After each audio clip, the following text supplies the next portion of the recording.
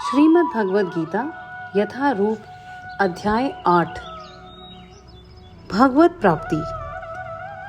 अर्जुन ने कहा, हे भगवान, हे पुरुषोत्तम, ब्रह्म क्या है, आत्मा क्या है, सकाम कर्म क्या है, यह भौतिक जगत क्या है तथा देवता क्या है, कृपा करके यह मुझे बताइए।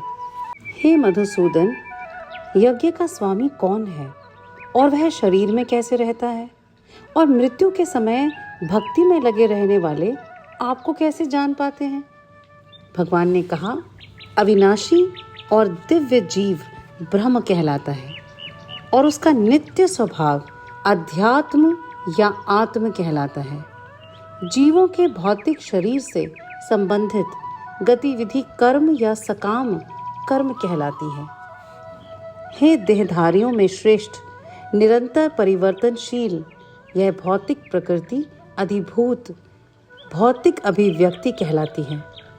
भगवान का विराट रूप, जिसमें सूर्य तथा चंद्र जैसे समस्त देवता सम्मिलित हैं, अधिदैव कहलाता है तथा प्रत्येक देहधारी के हृदय में परमात्मा स्वरूप स्थित मैं परमेश्वर अधियज्ञ यज्ञ का स्वामी कहलाता हूँ।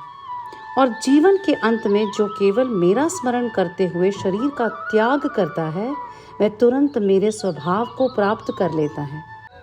इसमें रंच मात्र भी संदेह नहीं है। हे कुंती पुत्र, शरीर त्यागते समय मनुष्य जिस जिस भाव का स्मरण करता है, वह उस भाव को निश्चित रूप से प्राप्त होता है।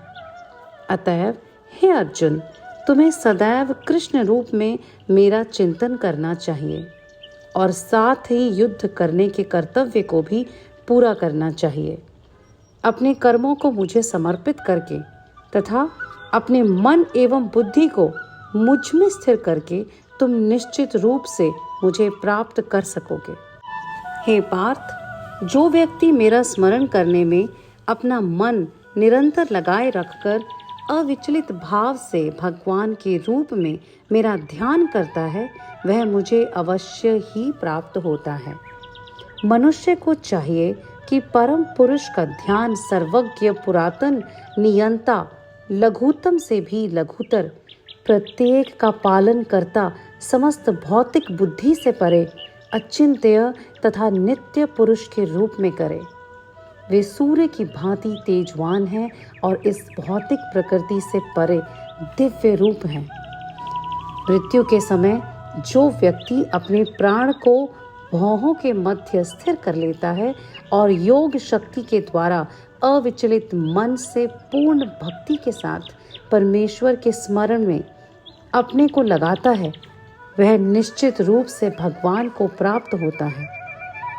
जो वेदों के ज्ञाता हैं, जो ओंकार का उच्चारण करते हैं और जो संन्यास आश्रम के बड़े बड़े मुनि हैं, वे ब्रह्म में प्रवेश करते हैं।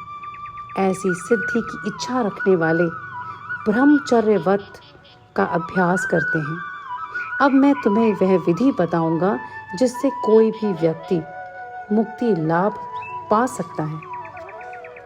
समस्त इंद्रिय क्रियाओं से विरक्ति को योग की स्थिति योग धारणा कहा जाता है। इंद्रियों के समस्त द्वारों को बंद करके तथा मन को हृदय में और प्राण वायु को स्थिर पर केंद्रित करके मनुष्य अपने को योग में स्थापित करता है। इस योगाभ्यास में स्थित होकर तथा अक्षरों के परम संयोग यानी ओंकार का उच्चारण करते हुए यदि कोई भगवान का चिंतन करता है और अपने शरीर का त्याग करता है, तो वह निश्चित रूप से आध्यात्मिक लोकों को जाता है। हे अर्जुन, जो अनन्य भाव से निरंतर मेरा स्मरण करता है, उसके लिए मैं सुलभ हूँ, क्योंकि वह मेरी भक्ति में प्रवृत्त रहता है। मुझे प्राप्त करके महापुरुष जो भक्ति योगी हैं, कभी भी दुखों से पूर्ण इस अन्य जगत में नहीं लौटते, क्योंकि उन्हें परम सिद्धि प्राप्त हो चुकी होती है।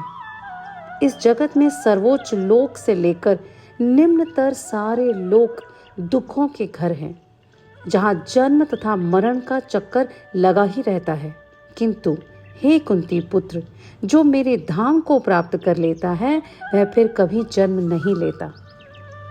मानवीय गणना के अनुसार 1000 युग मिलाकर ब्रह्मा का एक दिन बनता है और इतनी ही बड़ी ब्रह्मा की रात्रि भी होती है। ब्रह्मा के दिन के शुभारंभ में सारे जीव अव्यक्त अवस्था से व्यक्त होते हैं और फिर जब रात्रि आती है तो वह पुनः अव्यक्त में विलीन हो जाते हैं। जब जब ब्रह्मा का दिन आता है तो सारे जीव प्रकट होते हैं और ब्रह्मा की रात्रि होते ही वे असहायवत विलीन हो जाते हैं। इसके अतिरिक्त एक अन्य अव्यक्त प्रकृति है जो शाश्वत है और इस व्यक्त तथा अव्यक्त पदार्थ से परे है। यह पराश्रेष्ठ और कभी नाश न होने वाली है।